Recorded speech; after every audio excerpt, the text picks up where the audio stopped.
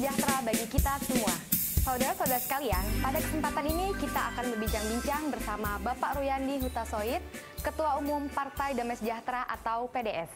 Kita akan membahas sepak terjang PDS selama ini dan peluangnya di pemilu 2009. Mari kita sama-sama mengikuti perbincangan ini. Pak Ruyandi, sebelum kita berbicara banyak tentang Indonesia, hal-hal apa yang mendasari Indonesia menjadi merdeka? Pertama-tama saya ingin katakan bahwa Indonesia adalah sejarah bangsa-bangsa yang bersatu karena keputusan politis.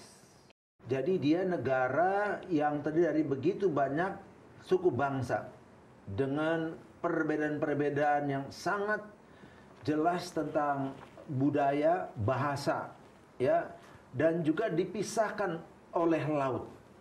Ya, jadi kita ini satu negara yang istimewa karena begitu banyak pulaunya, lebih dari 16.000 pulau, tapi bisa bersatu. Inilah yang menjadi uniknya. Tapi sebenarnya bangsa ini dari dulu sudah menjadi negara yang besar dalam kelompok yang lebih kecil. Misalnya Kerajaan Sriwijaya, Mataram, Mojopahit. Luas Indonesia ini lebih dari yang sekarang. Tetapi mereka tidak bisa melawan satu negara yang kecil yang dari Eropa, yang namanya negara Belanda. Kenapa? Karena mereka bodoh, tidak mengerti tentang persatuan. Untunglah kemudian orang-orang yang belajar terbuka pikirannya, yaitu orang-orang yang belajar di sebuah sekolah namanya Sekolah Stovia. Antara lain kalau saya bisa sebut dokter-dokter dia, Dr. Wahidin, Dr. Sutomo, dan masih banyak nama lagi. Mereka bilang kita mesti bangkit nih, jangan mau diperbudak terus.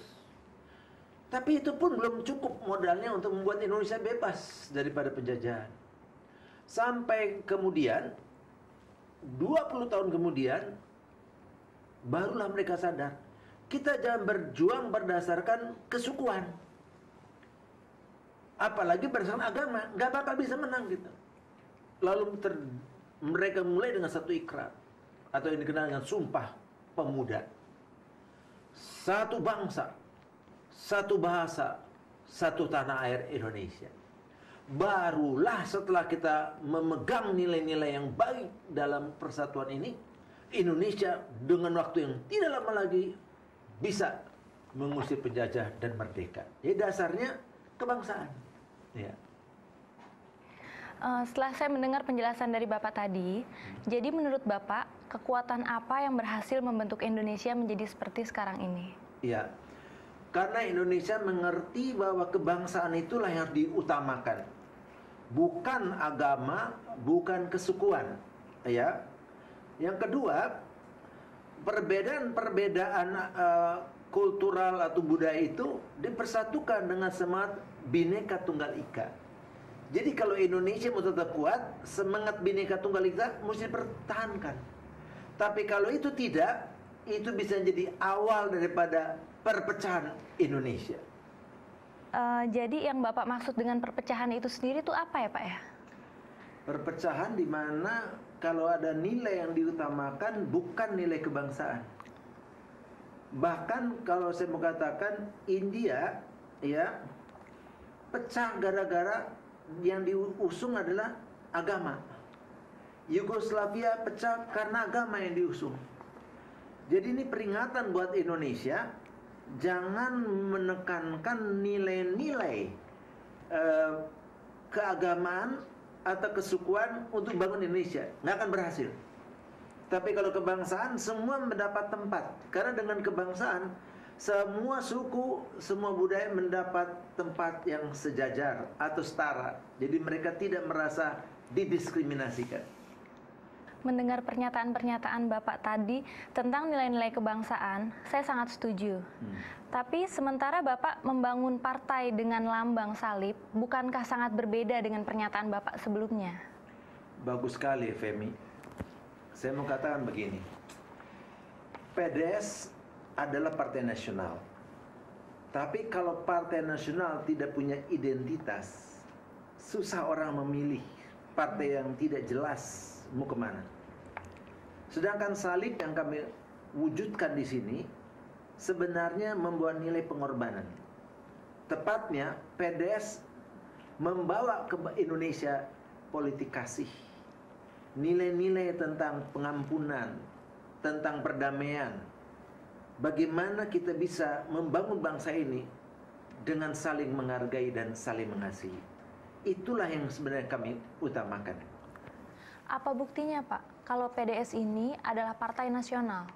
Pertama-tama perjuangannya memang perjuangan nasional, bukan untuk kelompok tertentu.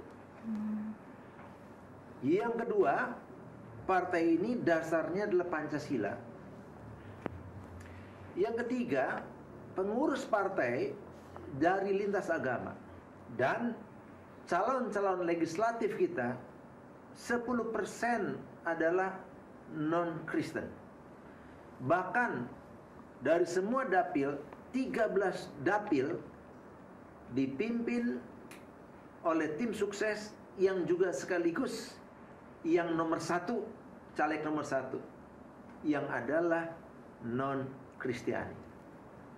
Disitulah kita lihat baik ada Islam, Hindu, Buddha, dan sebagainya. Apakah PDS ini hanya memperjuangkan kepentingan umat Kristiani, Pak? Femi, kalau kita hanya mementingkan kepentingan agama tertentu, itu namanya partai sektarian. Kalau kita bilang kita partai nasional, berarti kita juga partai terbuka. Kita membela semua kelompok agama, kelompok orang-orang yang meminta hak-haknya dilindungi. Dan terbukti, apakah mereka itu dari agama Kristen, Katolik, Hindu, Buddha, dan Islam sekalipun, kami buktikan, begitu ada usaha-usaha untuk penutupan rumah ibadah mereka, kami nomor satu yang terdepan. Karena apa? Kami mau bahwa kita di Indonesia ini punya hak yang sama, yang setara. Sehingga kalau kita cek di DPR RI, siapa yang berani menolak yang namanya undang-undang yang hanya mementingkan kelompok agama tertentu, PDS lah yang paling depan. Karena kami tidak mau bahwa ada di Indonesia itu warga negara kelas 2 atau kelas 3. Kami memperjuangkan kesetaraan, kesamaan, hak yang sama. Barulah Indonesia bisa kuat dan semuanya betul-betul memperjuangkan Indonesia dengan baik.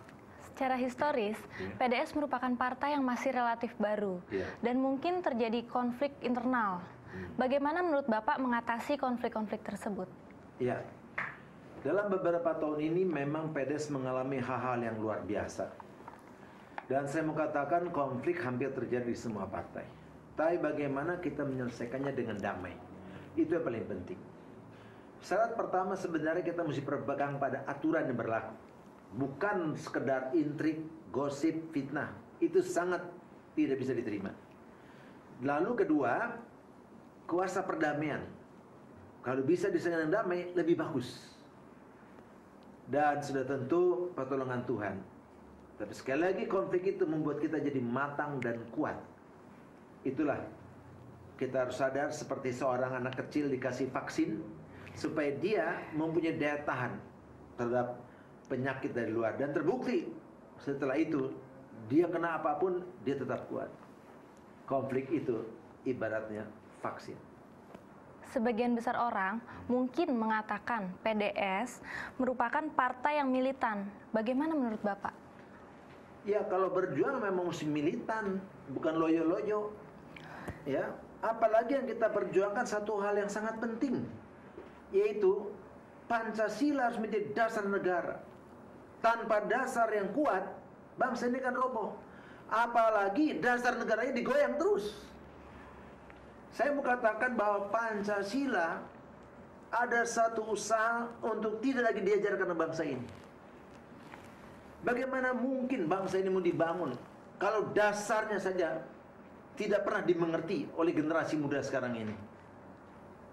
PDS serius dalam setiap acara nasionalnya, selain menyanyikan lagu Indonesia Raya, Pancasila harus dibacakan. Dan kami tetap menyanyikan sebuah lagu, Garuda Pancasila. Pancasila dasar negara, rakyat adil.